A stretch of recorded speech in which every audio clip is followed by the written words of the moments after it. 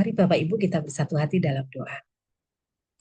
Bapa kami yang ada di dalam surga, anugerah-Mu yang memimpin kami hari ini. Kami boleh bersama-sama merenungkan firman Tuhan. Tuhan, kami sudah masuk di hari yang ketujuh, di mana kami boleh bersama-sama belajar di dalam rangkaian doa 10 hari ini, mengenali siapakah Roh Kudus di dalam kehidupan kami, dan bagaimana karya Roh Kudus yang Engkau akan singkapkan, khususnya ketika kami membaca firman Tuhan.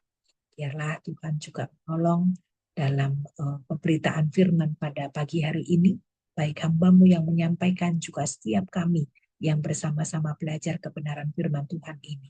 Dalam nama Tuhan Yesus kami berdoa. Amin. Menyingkapkan rahasia firman tema kita hari ini, dan saya mengajak kita untuk membuka dari bagian dari firman Tuhan yang terambil dari Yohanes 16 ayat yang ke-8 sampai dengan ke-11. Yohanes 16 ayat ke-8 sampai dengan 11 saya membaca untuk kita semua. Dan kalau ia datang, ia akan menginsafkan dunia akan dosa, kebenaran, dan penghukuman. Akan dosa karena mereka tetap tidak percaya kepadaku, akan kebenaran karena aku pergi kepada Bapa dan kamu tidak melihat aku lagi, akan penghakiman karena penguasa dunia ini telah dihukum. Bapak, Ibu, dan saudara-saudari yang terkasih, kita bersyukur karena sebagai orang percaya, ketika kita menerima Tuhan Yesus sebagai Tuhan dan Juru Selamat pribadi, Roh Kudus itu dimeteraikan di dalam diri kita. Dan Roh Kudus itu menjadi jaminan bahwa kita ini adalah milik Tuhan. Dan kita bersyukur bahwa di dalam bagaimana karya Roh Kudus di dalam kehidupan orang percaya, kita sudah belajar begitu banyak hal karya Roh Kudus dalam kehidupan orang percaya, dan kita tahu bahwa salah satunya ketika kita percaya, kita dimeteraikan oleh Roh Kudus, maka kemudian kita bisa menjalani kehidupan kita, berjalan bersama dengan Tuhan. Melalui kebenaran firman Tuhan, kita dipimpin untuk mengerti kebenaran. Nah, Bapak, Ibu, dan saudara-saudari yang terkasih, ada seorang hamba Tuhan mengatakan, ada 3 hal yang bisa membersihkan kita dari dosa, yaitu yang pertama adalah darah Kristus yang mahal. Bapak, Ibu, Kristus datang ke dunia ini untuk menderita dan bahkan juga rela menyerahkan dirinya berkorban, mati di kayu salib demi menebus segala dosa dan pelanggaran kita. Darahnya yang tercurah itu yang menjadi satu korban untuk kita bisa dibebaskan dan diampuni dari segala pelanggaran kita. Maka kemudian darah Kristus ini menjadi satu cara untuk membersihkan kita dari segala dosa. Dan yang kedua adalah Roh Kudus. Oleh sebab Roh Kudus ini adalah Roh yang membersihkan kita, yang menyucikan kita dari segala perbuatan-perbuatan dosa yang nantinya akan kita jalani dalam kehidupan kita yang tidak mudah ini. Begitu banyak godaan yang akan kita dapati, tetapi Roh Kudus terus bekerja di dalam diri kita. Tidak hanya memberikan kita penyucian dosa, tetapi juga bagaimana di dalam kita menjalani kehidupan kita selanjutnya pun kita juga akan terus dipimpin oleh Roh Kudus. Dan yang ketiga adalah firman Tuhan. Firman Tuhan ini menjadi satu sarana kita boleh dibersihkan dari segala dosa kita. Sebagaimana yang dikatakan di dalam Yohanes 15 ayat yang ketiga, kamu sudah bersih karena firman yang sudah kukatakan kepadamu. Nah, Bapak Ibu yang terkasih dalam Tuhan, bagaimana kita memahami bahwa Roh Kudus itu akan menginsafkan dunia akan dosa, dan lalu kemudian menginsafkan dunia akan kebenaran dan juga penghakiman. Di dalam ayat ini dikatakan bahwa menginsafkan kita akan dosa, yaitu karena kita adalah orang-orang yang tadinya tidak percaya, tetapi kemudian kita mengakui Tuhan sebagai Tuhan Tuhan Yesus sebagai Tuhan dan Juru Selamat kita. Lalu kemudian bagaimana menginsafkan kita akan kebenaran firman Tuhan yang menolong kita untuk menjalani kehidupan kita. Kristus yang rela datang ke dunia ini, yang mati dan bangkit di hari ketiga, itulah kebenaran sejati yang kita boleh percaya. Dan kepercayaan ini tidak semua orang bisa percaya, kan berita kematian dan kebangkitan. Tetapi kalau sampai kita percaya, kita beriman bahwa Tuhan Yesus sudah mati dan bangkit bagi kita, itulah kebenaran yang akan menuntun kita di dalam bagaimana kita juga akan dituntun kebenaran demi kebenaran yang akan disingkapkan di hadapan kita untuk kita tahu kebenaran, kita imani kebenaran ini dan kita lakukan dalam kehidupan kita. Lalu kemudian hal yang ketiga adalah tentang penghakiman yang akan datang. Bahwa suatu hari nanti Tuhan akan menghukum siapa orang yang tidak percaya kepada Tuhan dan bagaimana dia memberikan diri, menghambakan diri kepada penyesat atau kuasa kegelapan itu. Dan pada akhirnya mereka akan mendapatkan penghakiman yang kekal.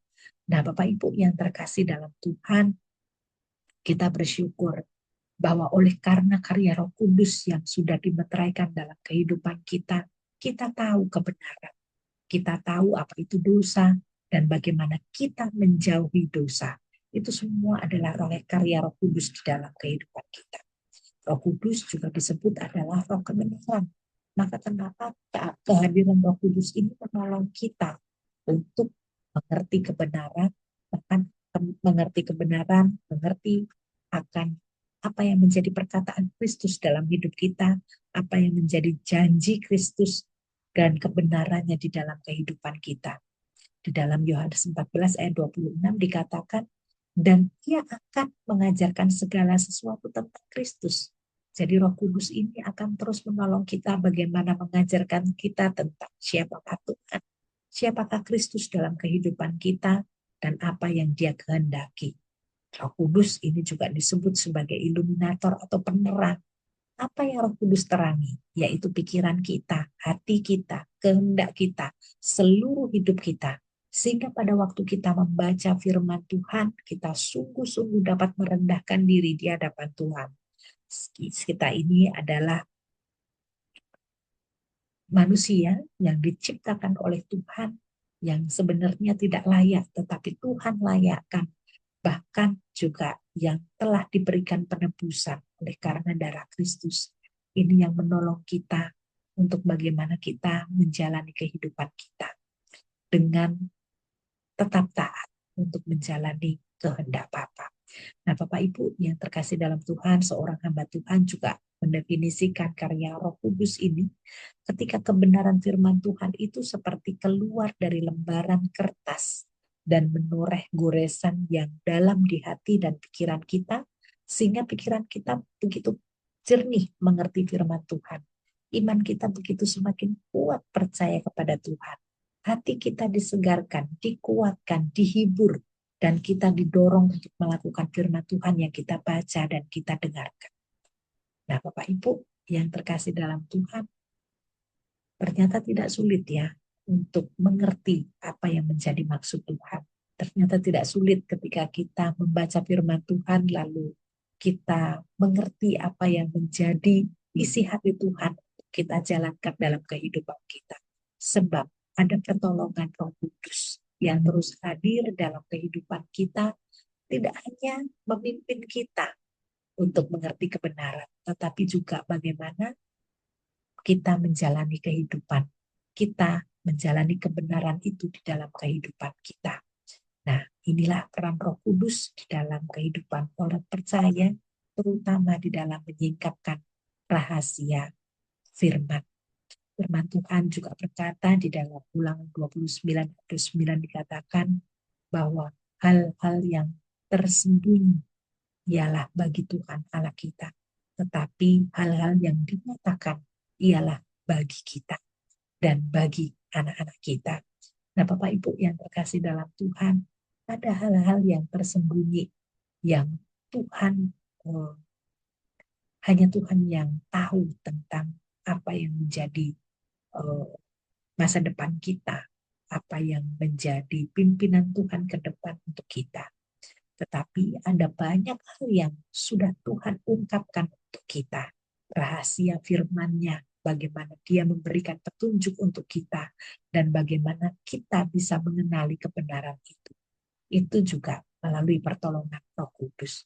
Oleh sebab itu, kita bersyukur bahwa Roh Kudus terus berkarya dalam kehidupan kita, dan biarlah ini boleh menjadi pendorong semangat kita untuk mencintai firman Tuhan, karena tidak ada firman Tuhan yang sulit untuk kita mengerti asal kita mau melakukan dalam kehidupan kita, asal kita mau mencoba untuk membaca, merenungkan, dan bahkan melakukan dalam kehidupan kita.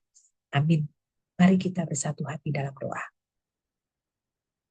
Bapak, kami bersyukur karena kami boleh belajar tentang karya Roh Kudus dalam kehidupan kami, terutama ketika kami perlu tuntunan-Mu untuk kami memahami kebenaran dan bagaimana menjalankan kebenaran itu dalam kehidupan kami.